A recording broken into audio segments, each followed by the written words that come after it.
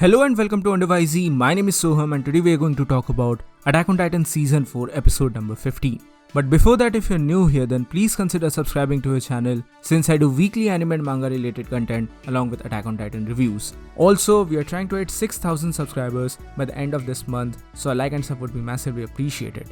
With that being said, let's begin the video. Now this was obviously a dual episode because of the events that happened in the last week in relation to the earthquake that came to Japan. Now I have already covered the events of episode 14 that happened last week. You can watch it here, links are in the description below, as well as it is also available in the I button above. And in this video, I am going to cover the events of episode 15, which happened to be today's second episode.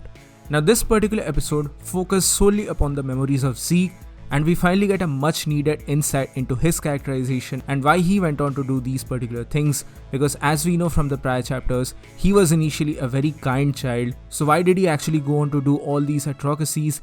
All of those things are mostly explained here in this particular episode. Now this episode mostly focuses upon three particular chapters, that is the ending of chapter 113, the entirety of chapter 114, and weirdly enough, some parts from the middle of chapter 115 as well. I was genuinely kind of surprised to see the elements from chapter 115, especially in regards to the memories that Zeke has after the detonation of the bomb, but I think it makes logical sense to include all those memories in one single go, even though some parts of it will obviously be explored in the next chapter as well. But overall this made the episode very solid, and overall I am very impressed by this. The choice of music was absolutely on point here, and the animation overall was really good as well. The character designs look good, and the lighting in the entire episode was absolutely fabulous. I really loved all those sequences of this particular episode. Moreover, my only gripe, if you could even call it as a gripe, but rather my only gripe with this particular episode was the starting bit with a burnt Zeke Yeager. I kinda did not like the design of his body after the burn marks, especially because of the lighting that was applied here. I think the lighting was the major turn off for me at this particular moment, because towards the very end, at the night time, I think that this scene looked much more brilliant. But anyway, this episode begins with Levi, who has tied up Zeke Yeager upon a cart, and he has also pierced the center of his chest using a thunder spear. And basically, if Zeke Yeager tried to make any movement whatsoever, he would be blown apart by this particular thunder spear. So this is kind of like a failsafe mechanism for him, even though it didn't really turn out in the manner in which Levi would have wanted. But we are going to talk about all of that later on. For now, we finally get the full memories of Zeke Yeager and how he basically grew up in the interment zone of Liberio and what all shenanigans happened here at this particular moment. Now, I have already covered this particular aspect of Attack on Titan, and that is in relation to the deadly philosophy of brainwashing that is applied in Attack on Titan. I genuinely think that this is one of the most central elements of the story, and I've already covered this in a prior video, so you can watch it here. But it is aptly on display here in this particular episode, especially in relation to the two ideological camps, two extremities, and how it affects the mind of a young child. That is very much the case with Zeke Yeager, and how he was forced by two different opposing forces and two different ideologies, one from the Eldian Restorers, which was from the side of his parents, and the other from the side of his grandparents and the entire other side of Marley, and how he ought to become a warrior in order to eliminate the Island Devils. Now this chapter aptly shows his childhood days and how he was basically forced by his parents in order to become a part of Marley's warrior program, because they wanted him to become an inheritor of the Titan powers, and because he was a royal-blooded Titan, maybe he will eventually gain the access to the founding Titan as well. That was their entire plan, but eventually we find out the two different ideological concepts here. But before that, one of the most important scenes here was in relation to the building that they visited, and the manner in which this young Eldian family is humiliated here by the worker. That is the true reality of this world. And honestly, when I read the manga for the first time, it felt like Isayama, the creator, was holding a mirror to the real world as well, especially in relation to the topics and ideologies of racism and all the different shenanigans, all the different vices of the real world itself. It's really heart-wrenching to see how dirty water is thrown upon them just because they are aliens, and the worker here blatantly curses them for having a child. He does not want to see another Eldian devil, he basically wants to see the extermination of this particular species, because for him and the others, these Eldian people are just another separate species. They do not consider them to be the same. And this was kind of the trigger moment. This was honestly kind of the trigger moment for Zeke Yeager, because it was this very moment which acted as a catalyst for his euthanization plan that Zeke Yeager eventually moved forward with, especially in relation to the future of the series, and how he wanted to castrate the alien population so that they would have no more offsprings and the alien race would die naturally in the next 100 years. This was kind of his plan, which he eventually tries to do in the future, but we'll talk about that later on. But in the meantime, we see the struggles of a young Zeke Yeager who is absolutely trying his best in order to be a part of the Marleyan Warrior program, but he's just not that physically powerful and he fails the test time and time again.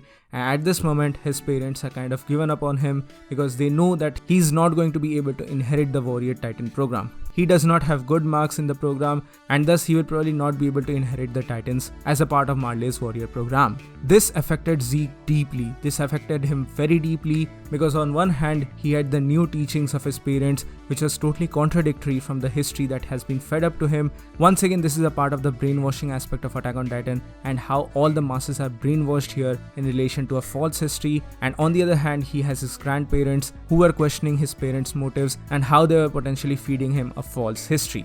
Also, the topic of Grisha's sister, that is Aunt Faye, becomes a trigger point for everyone in the family. But in the meantime, during his training camp, he goes on to meet a very important character in his life, probably the most important character in his life for that matter, and that is Tom Kusawa. And he was the prior holder of the Beast Titan, the one who inherited this power to Zeke nonetheless.